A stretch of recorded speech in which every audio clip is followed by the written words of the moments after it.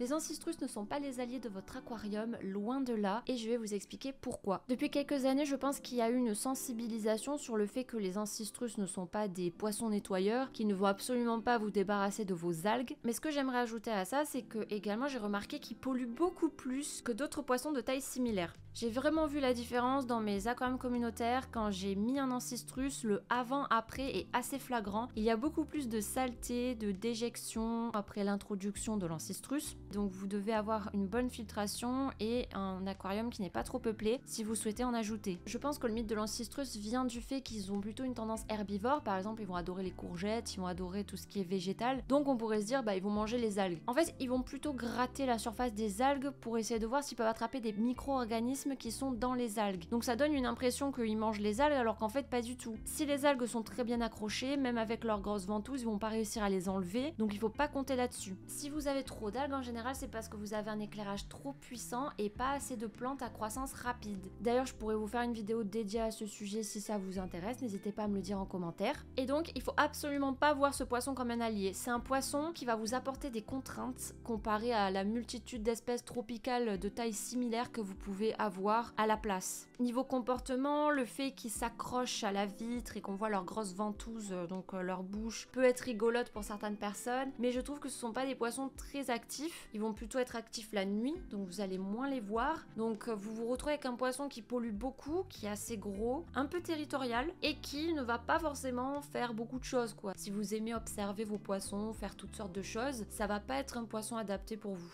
Également, c'est un poisson plutôt robuste qui peut vivre très longtemps. Je crois qu'ils peuvent aller jusqu'à 10 ans. Donc c'est un vrai engagement comparé à des espèces qui ont une durée de vie maximale de 3 ou 4 ans par exemple. Cette vidéo a plutôt pour but de démystifier l'ancistrus finalement parce qu'il est très connu comme poisson auprès des débutants. Pourtant, je le conseillerais pas du tout à des débutants. Personnellement, ça fait que très récemment que j'en ai, alors que j'ai beaucoup d'expérience en aquariophilie. Et c'est pour ça que personnellement, comparé à d'autres espèces qui sont plus simples à entretenir, je trouve qu'ils sont pas tant intéressants que ça à observer. Ça n'empêche que je les aime beaucoup comme tous les poissons, mais si vous êtes un débutant, c'est vraiment pas le poisson vers lequel vous tournez. En plus en animalerie, quand vous tombez sur des ancistrus, en général c'est des bébés, donc ils sont tout petits, tout mignons, ils sont généralement, on ne peut pas les sexer, donc vous saurez pas si c'est un mâle ou une femelle, et ils peuvent devenir quand même assez gros. Alors on parle bien des ancistrus, on parle pas des plécos. Les plécos, ça n'a rien à faire en aquarium de débutants. C'est des poissons qui peuvent faire, je crois, entre 20 et 30 cm à l'âge adulte. Donc là, c'est sûr, ne faites pas l'erreur de prendre un pléco, ça c'est sûr. Personnellement, dans les animaleries de petites villes, je n'ai jamais vu de pléco bébé, donc normalement, il y aura que des ancistrus. Mais voilà, c'est quand même quelque chose à prendre en compte parce qu'il y a des témoignages de gens qui se sont trompés et qui se sont retrouvés avec un poisson énorme chez eux. Et ça, c'est valable également pour toutes les autres espèces. En général, dans les animaleries, les poissons sont bébés ou adolescents, donc en fait, ils n'ont pas du tout leur taille adulte. Donc il faut prendre ça en compte parce que si vous pensez que ils sont tout petits et tout, ils peuvent devenir très gros. Je pense notamment aux gouramis perlés. Ils sont riquiqués en animalerie, mais après, à l'âge adulte, ils font bien 10 cm et puis ils sont assez épais, ils sont assez hauts. Donc il faut quand même faire attention à ça. Et donc si à la base vous vouliez un ancistrus pour avoir un allié pour votre aquarium, donc pour qu'il mange, je sais pas moi, les restes de nourriture ou qu'il mange les algues ou que voilà, il nettoie, il ne fera absolument pas ça. Ce sera tout le contraire, il vous ajoutera une charge de travail. Si vous voulez un allié, je vous conseille plutôt les escargots. Si vous voulez des beaux escargots assez gros qui ne se reproduisent pas en aquarium, donc vous n'aurez pas une surpopulation, je vous conseille les Neritina.